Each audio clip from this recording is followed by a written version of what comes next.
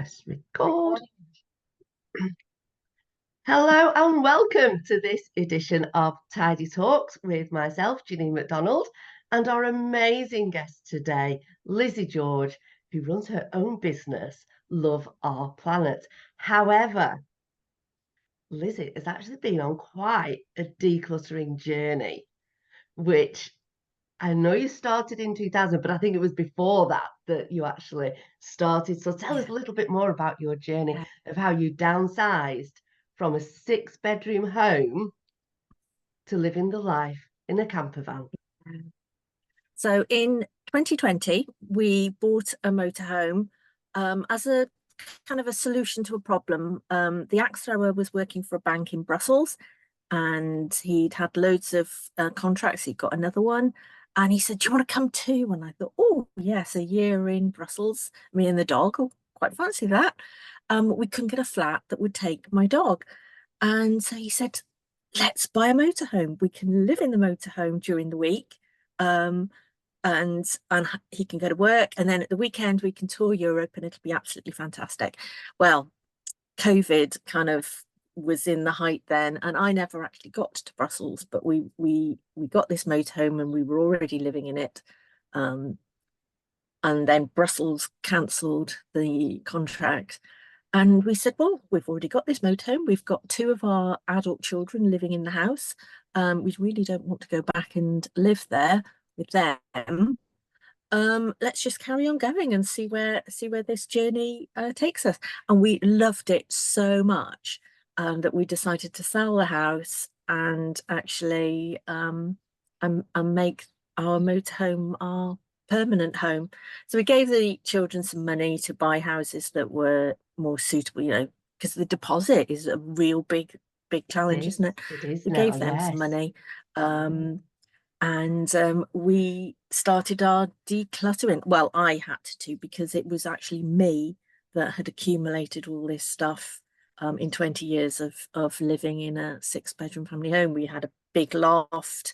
I had a utility room, which was the old kitchen. And so wall-to-wall wardrobe cupboards that I'd stashed stuff in, and then I had a tiny little office that I'd stashed all my crafting stuff. So I had accumulated so much stuff. The axe thrower used to live on a boat. He didn't have that accumulate stuff mentality. He was minimal living. So it was me that had, the 6 billies of books. I loved my books. I'd got a china cabinet full of china that wasn't mine. It was stuff that had been given to me, and we didn't use because it was in the china cabinet. And that kind of thing. And I'd accumulated stuff, I suppose. My granny, she had a front bedroom, and we used to laugh, have a bit of a chuckle, that if you wanted bird's trifle, you would just go to that front bedroom because it was stashed full of food. And she'd accumulated that from living in the wall. Yes. And yeah, very much so. She couldn't get rid of that mindset. She was always waiting for the next famine, I suppose. Yes. And although we used to chuckle then, I think it kind of rubbed off on me. And I used to accumulate stuff. Well, that'll be useful. Not useful now, but it might be in the future. And it does happen that when it comes I down through the generations as well, the mentality of, "Oh, well, I might just need that," actually rubs off on us, like you said. So how on earth did you start decluttering at that time? I did it room by room, going through the cupboards. Was I actually using it? So there was an awful lot of stuff that I had scribbled away that I wasn't using. So I was able to, we have a local project near us. It's a family project, and they take food, but they also take household stuff. And then they will find a family who needs it. Amazing. But I had an awful lot of stuff that they said, I don't see families wanting a bread maker or something like that. Yeah. We'll sell that and then we'll get some money and we'll buy some things that, because families will be wanting a toaster, a kettle, Yes. um, the useful stuff. And so yes, they sold the things that weren't really useful and needed, got some money, and then bought what they were needed. I donated an awful lot of stuff to the charity shop. My children went round with post-it notes because they were buying homes, and so they would put post-it notes on the things that they wanted. And so, they had the dishwasher, the washing machine, and furniture and stuff. And then That's we a we really good donated idea, because we actually. I've heard of people putting stickers underneath things so that when somebody passes away, it's like, oh, that orange sticker, that means that it's such a body's. But yeah, to put um post-it notes on, because you're helping the next generation in such a difficult time as well, but yeah, also looking after those other families. And yeah, like you say, they may sell some things and then use the money. So you're then yeah, spreading that life wealth, really, because yeah, somebody's getting a bread maker who really wants one. The charity is yes, getting the money to then support the family to start living a life that they deserve. yeah, yeah. So And it spreads, it's a ripple it effect, win-win. isn't it? It's got to be a win-win, hasn't it? Yes. Um, and then I was able to recycle an awful lot of stuff as well. And so we did have a skip at the end, but one skip in 20 odd years that didn't feel, I didn't want it going to landfill, but actually at the end of it, a lot of it was rubbish Yes. going in. Yeah, So there's only so one much you can skip in fit in your 20 wheelie odd bin. years. Yeah.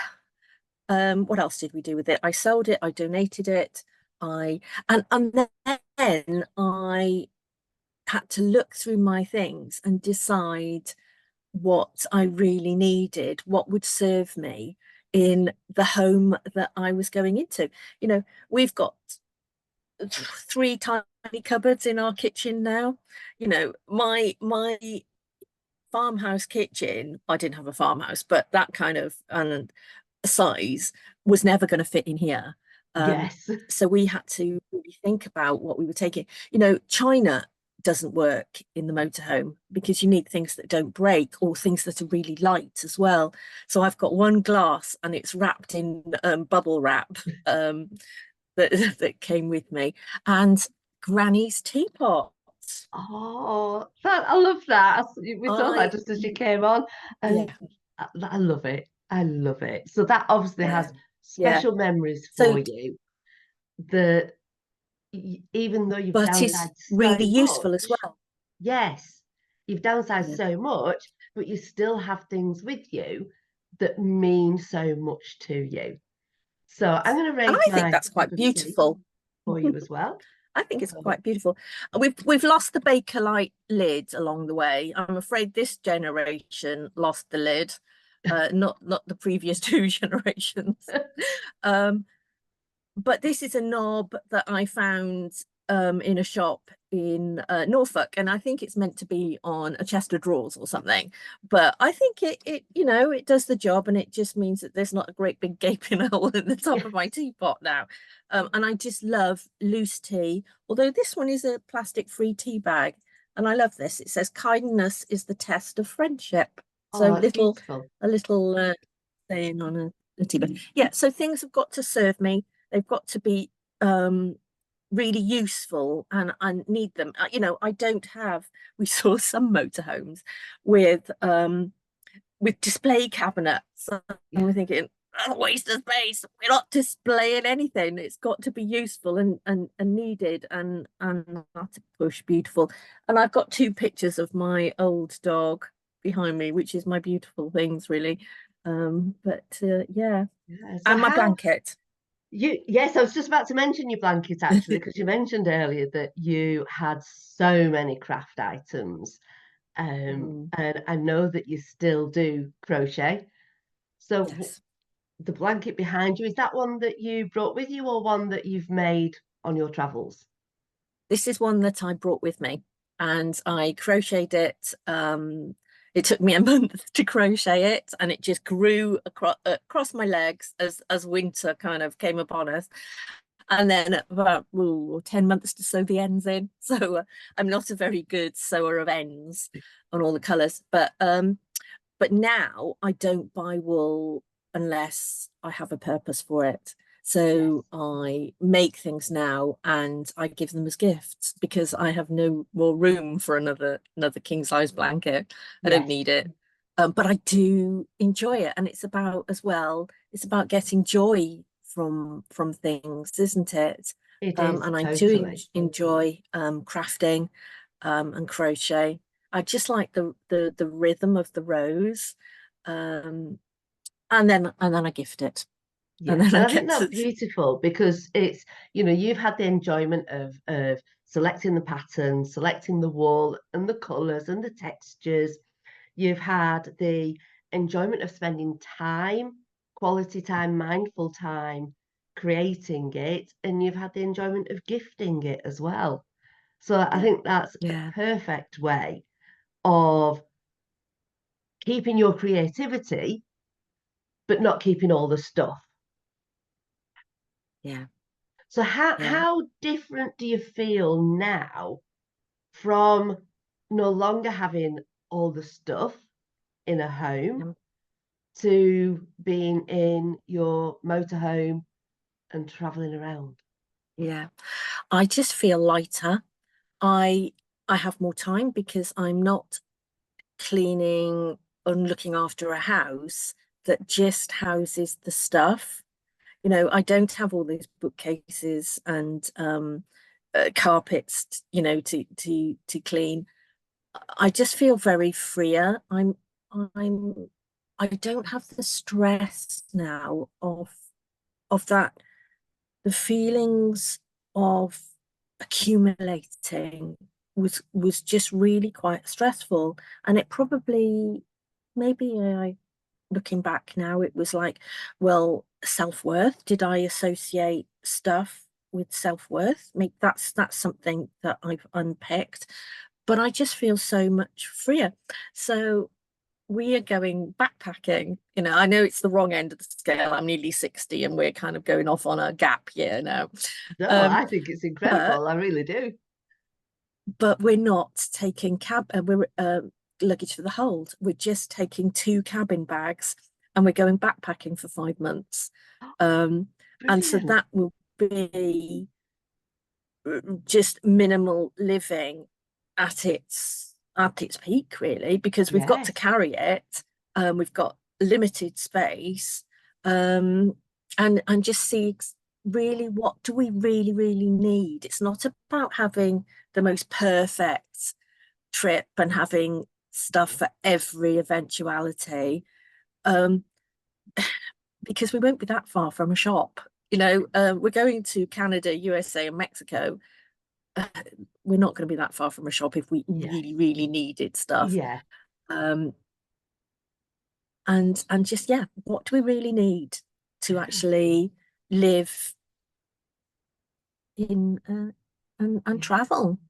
So you've very kindly purchased my book when it Yeah. first came Yes. out. And I must admit, I did think, but she's already downsized into a motorhome. What can she have to Yeah. declutter in a motorhome?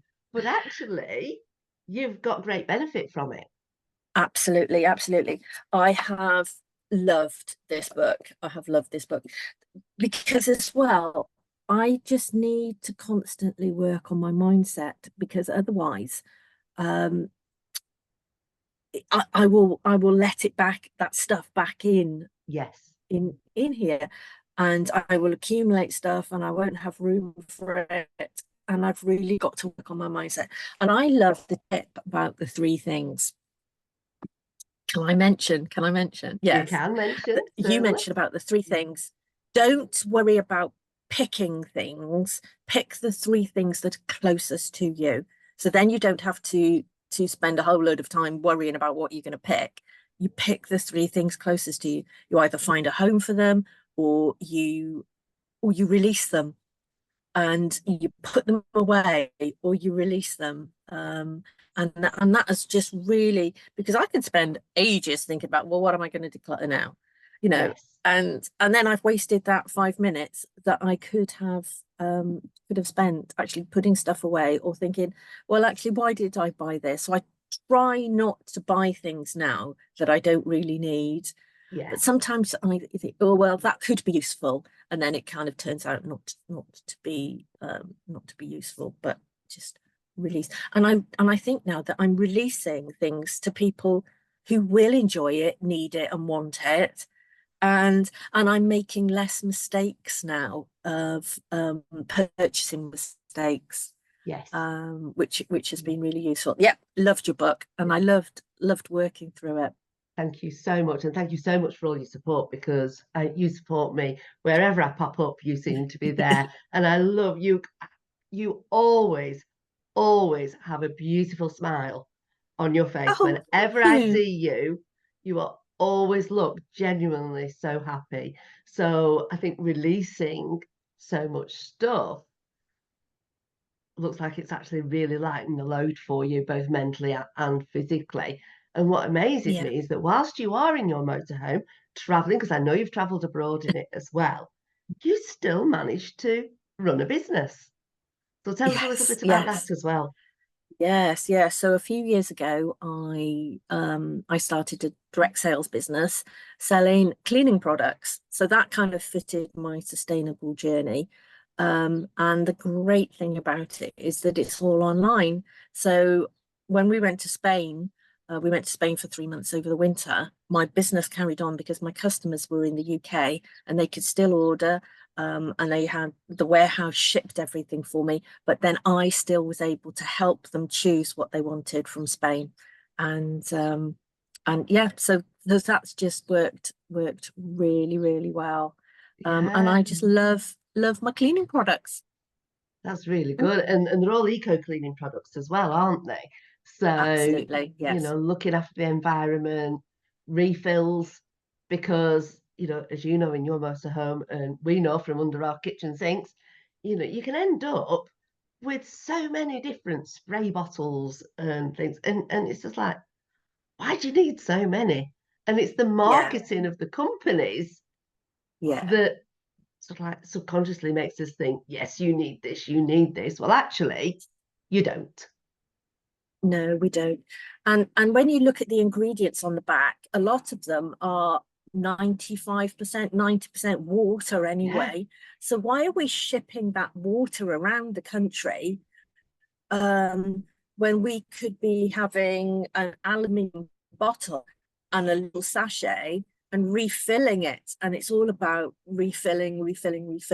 And then my products have got probiotics which do the hard work of cleaning for us, so that we can just come and wipe things away with a damp cloth. yeah, So yeah, refilling is a big thing for me. And then a little sachet comes through the door, instead of a single-use plastic bottle. I think yeah, which is yeah, great. we've got That to get rid of really, all these. really is good. So, what we'll do is we will put in the links to where you can follow Lizzie, and her journey, and in the comments. So, Lizzie will put those in the thread. And also, just quickly, you had a double page spread in a Sunday magazine, didn't you?